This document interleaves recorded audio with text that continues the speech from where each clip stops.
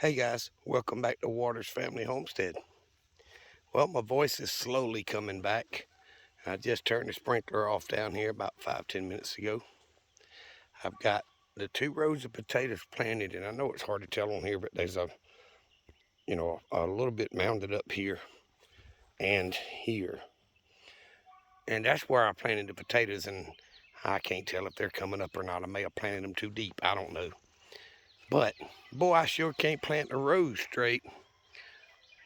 Y'all might not can tell on there, but good Lord, I got them corn rows crooked.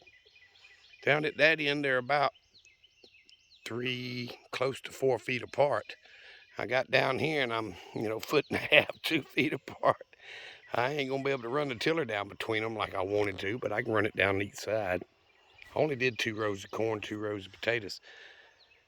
I'm still planning on getting out here possibly this weekend if the weather permits and all that. Get out here and run my tiller down both sides of where I've planted so that I can keep the ground relatively soft around it, especially those potatoes, so maybe they'll grow.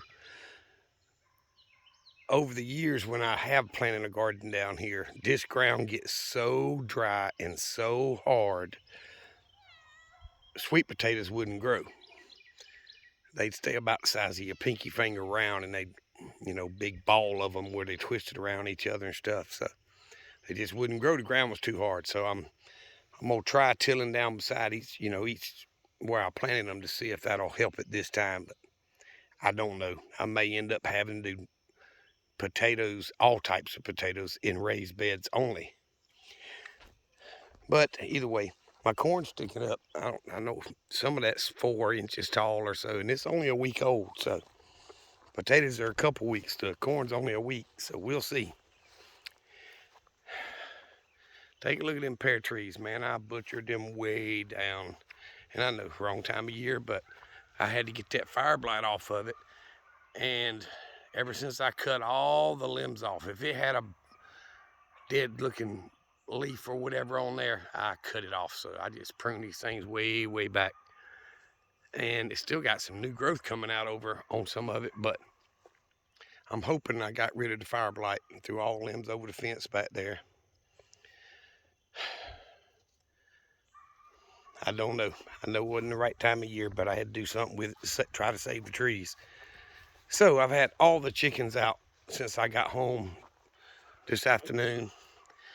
The baby chicks, the baby turkeys, and all the adult chickens. Now, I've had 19 adult chickens, for months since I did the butcher of the older ones and the extra roosters. But I actually lost a hen yesterday.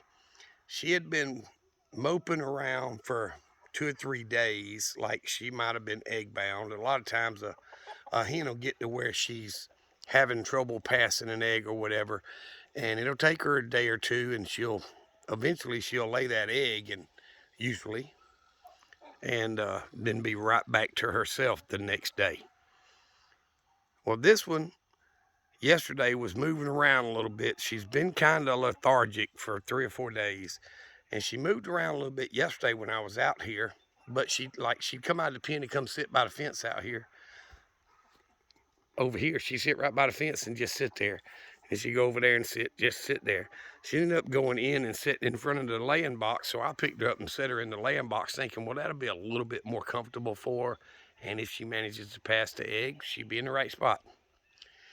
But come dark, when all the other chickens went to roost, she was still there, and she had already passed. So I disposed of her. Nobody wants to eat a chicken. You don't know why it died.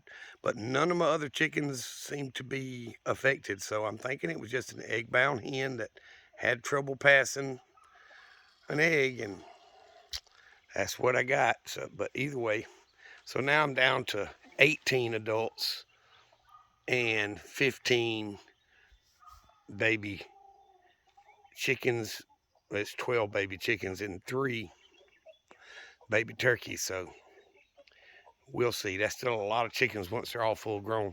But those baby Cornish cross, they just don't move around a lot. They've got the ability to come out. And earlier they did. They was all out here with the baby turkeys but they just don't run around and move near as much as the other chickens.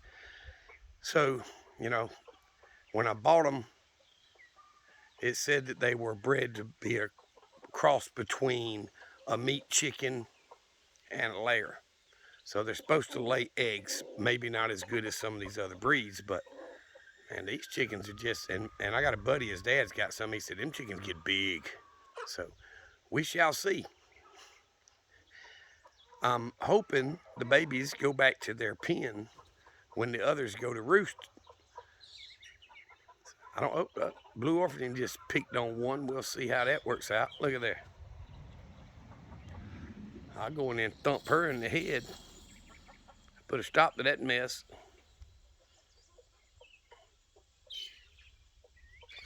It's another one she's picking on.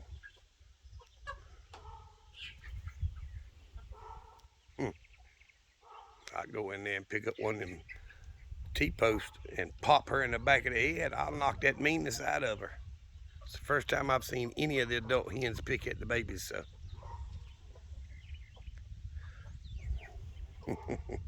I know, I'm being mean too, but she ain't gonna pick on all them babies. Start killing off my baby chicks. I'll pop her in the back of the head. I'll knock her where she walks sideways. But anyway, I really just wanted to show y'all the garden is coming along slowly.